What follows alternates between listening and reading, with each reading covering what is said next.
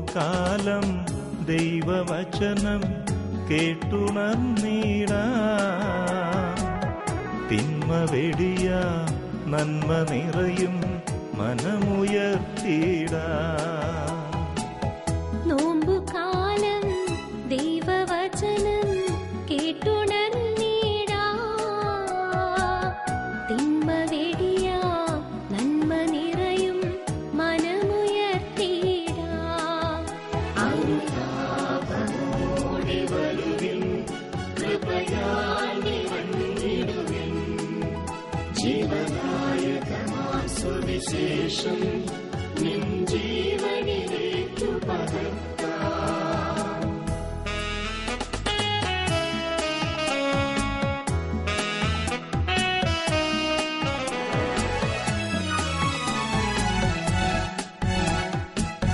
ദൈവരാജ്യം ഭൂവിലുയർത്താൻ സ്നേഹമോടണയാം.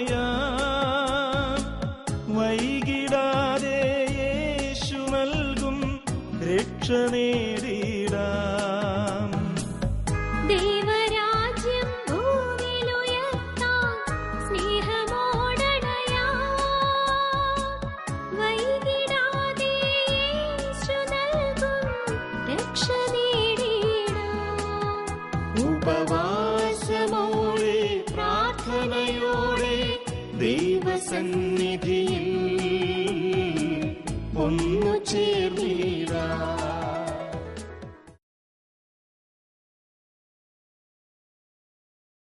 മിശിഹായിൽ സ്നേഹമുള്ളവരെ, ലോകമെമ്പാടുമുള്ള ജനതതി തിരുസഭയോടൊപ്പം ഒരിക്കൽ കൂടി നോമ്പാചരണത്തിലേക്ക് കടന്നിരിക്കുകയാണ്.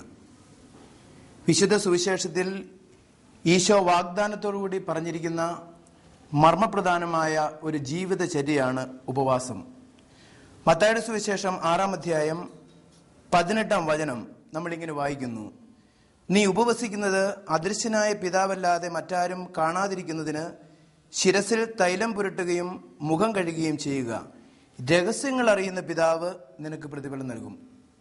രഹസ്യങ്ങൾ അറിയുന്ന പിതാവ് പ്രതിഫലം നൽകുന്ന ഒന്ന് അത് ഉപവാസമാണ്. മറ്റൊരു വാഗ്ദാനം ഈശോ എടുത്തു കാണിക്കുന്നത് ദാനധർമ്മമാണ്. അത് മത്തായിയുടെ സുവിശേഷം 6-ാം അധ്യായം 3-ാം വചനത്തിൽ: നീ ദാനധർമ്മം ചെയ്യുമ്പോൾ വലത് കൈ ചെയ്യുന്നത് ഇടത് കൈ അറിയരുത്, രഹസ്യങ്ങൾ അറിയുന്ന നിന്റെ പിതാവ് നിനക്ക് പ്രതിഫലം നൽകും എന്ന് കർത്താവ് പറയുകയാണ്. മൂന്നാമത്തെ വാഗ്ദാനത്തോടു കൂടിയ അവിടുത്തെ ഒരു കൽപ്പന: നീ പ്രാർത്ഥിക്കുമ്പോൾ നിന്റെ മുറിയിൽ കടന്ന് കതകടച്ച് രഹസ്യമായി നിന്റെ പിതാവിനോട് നീ പ്രാർത്ഥിക്കണം. രഹസ്യങ്ങൾ അറിയുന്ന പിതാവ് നിനക്ക് പ്രതിഫലം നൽകും. വിശുദ്ധ സുവിശേഷത്തിലുടനീളം നമ്മൾ വായിച്ചു പോകുമ്പോൾ ഇത്രമാത്രം പ്രതിഫലത്തോടുകൂടി പറഞ്ഞു വയ്ക്കുന്ന മറ്റൊരു കാര്യം സുവിശേഷത്തിലില്ല. അതുകൊണ്ട് തന്നെ ഈ 50 നോമ്പിന്റെ കാലഘട്ടത്തിൽ രഹസ്യങ്ങൾ അറിയുന്ന പിതാവിൽ നിന്നും ഏറെ പ്രതിഫലം സ്വന്തമാക്കാൻ വേണ്ടി ഉപവാസത്തോടുകൂടി പ്രാർത്ഥിച്ച് ഉപവാസത്തിലൂടെ മീതി വയ്ക്കുന്ന സമ്പത്ത് അത് പാവങ്ങൾക്ക് കൊടുത്തുകൊണ്ട് ജീവിതത്തിൽ ദൈവം നമുക്ക് വാഗ്ദാനം ചെയ്യുന്ന വലിയ നേട്ടങ്ങൾ കൊയ്തെടുക്കുവാൻ ഈ കാലഘട്ടത്തെ വിശുദ്ധീകരണത്തിന്റെ നാളുകളാക്കി മാറ്റുവാൻ തിരുസഭ നമ്മെ ക്ഷണിക്കുകയാണ്. നോമ്പാചരണത്തിൽ പങ്കുചേരുമ്പോൾ എങ്ങനെയായിരിക്കണമെന്ന് ദാനിയേലിന്റെ പുസ്തകം 6-ാം അധ്യായം 18-ാം വചനത്തിൽ ദാനിയേൽ പറയുന്നുണ്ട്. കാലത്തിന്റെ ചുവരെഴുത്തുകൾ വായിച്ച് രാജാവിന്റെ മുൻപിൽ വരാൻ പോകുന്ന കാര്യങ്ങളെക്കുറിച്ച് പ്രവചനങ്ങൾ നടത്തിയ ദാനിയേലിനെ സിംഹക്കുഴിയിൽ എറിയുന്നതിന് മുൻപ് ഒരു രാത്രി മുഴുവൻ ഉപവസിക്കാനായിട്ട് തന്നെ വിടണമെന്ന് ദാനിയേൽ പറയുകയാണ്. 18-ാം വചനം ദാനിയേലിന്റെ പുസ്തകം 6-ാം അധ്യായം നമ്മളിങ്ങനെ വായിക്കുന്നു: ആ രാത്രി മുഴുവൻ അവൻ ഉപവസിച്ചു, വിനോദങ്ങളെല്ലാം അവൻ പരിത്യജിച്ചു, നിദ്ര അവനെ സമീപിച്ചില്ല. ഇതിന് പ്രതിഫലം എന്തായിരുന്നു? 24-ാം വചനത്തിൽ നമ്മൾ കാണുന്നു: തന്റെ ദൈവത്തിൽ ആശ്രയിച്ചിരുന്നതുകൊണ്ട് അവനൊരു പോറൽ പോലും ഏറ്റതായി കണ്ടില്ല. സിംഹക്കുഴിയിൽ അവൻ വീണപ്പോഴും ഏറെ വിശന്നു കിടന്ന സിംഹത്തിന്റെ കുഴിയിൽ ഒന്നിച്ചവൻ താമസിച്ചപ്പോഴും ഈ ഉപവാസത്തിന്റെ ശക്തി കൊണ്ട് ആ സിംഹങ്ങളുടെ വായടയ്ക്കാൻ കർത്താവ് ദാനിയേലിന് ശക്തി നൽകിയെന്ന് ദാനിയേലിന്റെ പുസ്തകത്തിൽ കാണുകയാണ്. ഈ ദാനിയേലിനെ അപകടത്തിൽപ്പെടുത്താൻ വേണ്ടി ദുരോപകരണങ്ങൾ നടത്തിയ ആ പുരോഹിതന്മാരെ വീണ്ടും കൊണ്ടുവന്ന് സിംഹക്കുഴിയിലേക്ക് എറിയുന്ന സമയത്ത് ഇതേ സിംഹങ്ങൾ തന്നെ, ദാനിയേൽ കിടന്നുറങ്ങിയ അതേ കുഴിയിലെ സിംഹങ്ങൾ തന്നെ കുഴിയിൽ വീഴുന്നതിന് മുൻപേ അടിച്ചു വീഴ്ത്തി അസ്ഥികൾ ഒടിച്ച് അവയെ തിന്നുവെന്ന് 24-ാം വചനത്തിന്റെ അവസാന ഭാഗത്ത് നമ്മൾ വായിക്കുകയാണ്.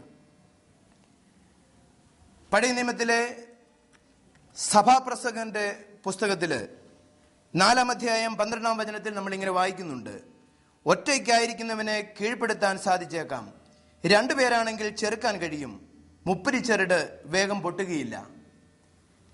ഈ 3 ചരടുകൾ, 1 പ്രാർത്ഥനയുടെയും, 2 ദാനധർമ്മത്തിന്റെയും, 3 ഉപവാസത്തിന്റേതുമാണ്.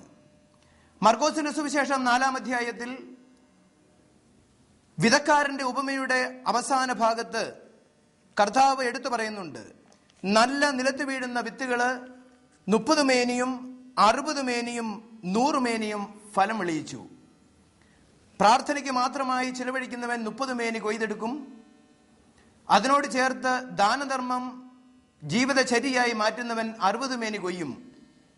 അതിനോട് ചേർത്ത് ഉപവസിക്കാൻ തയ്യാറുണ്ടെങ്കിൽ 100 മേനി വിളവ് കൊയ്യും. അതാണ് മുപ്പിരിച്ചരട് എന്ന് പറയുന്നത്. സഭാപ്രസംഗന്റെ പുസ്തകത്തിൽ മുപ്പിരിച്ചരടായി എടുത്തു കാണിക്കുന്നത് ഇത് 3ഉം ഒന്നിച്ച് പിരിച്ച് ശക്തിയുള്ള പൊട്ടപ്പെടാത്ത ചരടായി മാറ്റണം എന്നാണ്. പഴയ നിയമ കാലഘട്ടം മുതലേ ഉപവാസത്തിന് മർമ്മപ്രധാനമായ അഭിഷേകത്തിന്റെ ശക്തിയുണ്ട് എന്ന് തിരുസഭ ബൈബിളിലൂടെ നമ്മെ പഠിപ്പിക്കുന്നുണ്ട്. ആദ്യത്തെ പ്രലോഭനം ഭൂമുഖത്ത് അരങ്ങേറുന്നത് ഭക്ഷണവുമായി ബന്ധപ്പെട്ട ഒരു പ്രലോഭനമാണ്. ചരാചരങ്ങളെല്ലാം മെനഞ്ഞ് അവന് തോട്ടങ്ങൾ നിർമ്മിച്ചു കൊടുക്കുന്ന സമയത്ത് കർത്താവ് നന്മതിന്മകളുടെ വൃക്ഷം രൂപീകരിച്ച ശേഷം 2-ാം അധ്യായം ഉൽപ്പത്തിയുടെ പുസ്തകം 17-ൽ പറഞ്ഞു: ഈ നന്മതിന്മകളുടെ അറിവിന്റെ വൃക്ഷത്തിൽ നിന്ന് നീ ഫലം തിന്നരുത്, തിന്നുന്ന ദിവസം നീ മരിക്കും. എന്നാൽ 3-ാം അധ്യായത്തിൽ പ്രലോഭകനായ സാത്താൻ വന്നിട്ട് പറഞ്ഞു: ഈ വൃക്ഷത്തിൽ നിന്ന് നീ ഫലം തിന്നാൽ നിന്റെ കണ്ണുകൾ തുറക്കും, നീ ദൈവത്തെ പോലെയാകും. അങ്ങനെ ആ പ്രലോഭകനായ സാത്താന്റെ സ്വരം കേട്ട് അവൻ പഴം പറിച്ചു തിന്നു. 7-ാം വചനത്തിൽ കാണുന്നു: ഉടനെ ഇരുവരുടെയും കണ്ണുകൾ തുറന്നു, തങ്ങൾ നഗ്നരാണെന്ന് അവരറിഞ്ഞു, അത്തിയിലകൾ കൂട്ടിത്തുന്നി അവർ അരക്കച്ചയുണ്ടാക്കി. ലോകചരിത്രത്തിൽ ആദ്യത്തെ പ്രലോഭനം അരങ്ങേറുന്നത് ഭക്ഷണവുമായി ബന്ധപ്പെട്ട ഒരു പ്രലോഭനത്തിലാണ്. എന്നാൽ 2ാമത്തെ ആദമായ ഈശോ മിശിഹ ഇതേ പ്രലോഭനത്തെ അതിജീവിക്കുന്നത് മത്തായിയുടെ സുവിശേഷം 4-ാം അധ്യായത്തിൽ നമ്മൾ കാണുന്നുണ്ട്. ആത്മാവിന് ശക്തി പ്രാപിക്കാനായിട്ട് മരുഭൂമിയിലേക്ക് തപസ്സിനായിട്ട് കടന്നു പോകുന്ന ഈശോയുടെ അടുക്കിലേക്ക് പ്രലോഭകനായ സാത്താൻ വീണ്ടും കല്ലുകളെ അപ്പമാക്കി മാറ്റാൻ പറഞ്ഞുകൊണ്ട് വരുന്ന സമയത്ത് പഴയ നിയമത്തിലെ നിയമാവർത്തന പുസ്തകത്തിൽ 8-ാം അധ്യായത്തിൽ പറയുന്ന 3-ാം വചനം: അപ്പം കൊണ്ട് മാത്രമല്ല, കർത്താവിന്റെ നാവിൽ നിന്ന് പുറപ്പെടുന്ന ഓരോ വാക്കുകൊണ്ടുമാണ് മനുഷ്യൻ ജീവിക്കുന്നത് എന്ന അരുളപ്പാട് എടുത്തു കാണിച്ചുകൊണ്ട് ഈ ഭക്ഷണത്തിന്റെ മേലുള്ള ഒരു പ്രലോഭനത്തെ അതിജീവിച്ച് കർത്താവ് ആത്മാവിൽ ശക്തി പ്രാപിക്കുകയാണ് 40 ദിനരാത്രങ്ങളിലെ ഉപവാസത്തിലൂടെ. പിന്നീട് അവിടുന്ന് കടന്നു ചെല്ലുന്നത് ഈ 4-ാം അധ്യായത്തിന്റെ അന്ത്യത്തിൽ സിനഗോഗിൽ വചനം വ്യാഖ്യാനിച്ചുകൊണ്ടാണ്. ആത്മാവിന്റെ നിറവിലേക്ക്, ശക്തിയിലേക്ക് കടന്നു വരുവാൻ ഈ നോമ്പുകാലത്ത് പ്രലോഭങ്ങളെ അതിജീവിക്കുന്ന ഭക്ഷണത്തിന്റെ മേലുള്ള ദുരാശയുടെ മേൽ ശക്തി പ്രാപിക്കാനായിട്ട് ഈശോ നമ്മെ ക്ഷണിക്കുകയാണ്. പൂർവ്വപിതാക്കന്മാരുടെ ചരിത്രത്തിൽ പേരെഴുതപ്പെടേണ്ട ഇസഹാക്കിന്റെ 2 മക്കളിൽ മൂത്തവൻ ഏസാവ്, അവന് അവന്റെ കടിഞ്ഞൂലവകാശം അല്പം പയർ പായസത്തിനും ഭക്ഷണത്തിനും വേണ്ടി വിറ്റുവെന്ന് ഉൽപ്പത്തിയുടെ പുസ്തകം 25:34 നമ്മൾ വായിക്കുന്നു. അങ്ങനെ ഏസാവ് തന്റെ കടിഞ്ഞൂലവകാശം നിസാരമായി കരുതി. ഈ കടിഞ്ഞൂലവകാശത്തെക്കാൾ ഉപരിയായിട്ട് ഭക്ഷണത്തിന് വില കൊടുത്ത ഏസാവിന് നഷ്ടമായത് അവന്റെ പൂർവ്വപിതാവാകുവാനായിട്ടുള്ള ദൈവത്തിന്റെ അനുഗ്രഹമാണ്. ജീവിതത്തിൽ 101 ദിവസങ്ങൾ ഒരു വിശ്വാസിയുടെ ജീവിതത്തിൽ തിരുസഭ നോമ്പിന്റെ ദിനങ്ങളായിട്ട് എടുത്തു കാണിക്കുന്നുണ്ട്.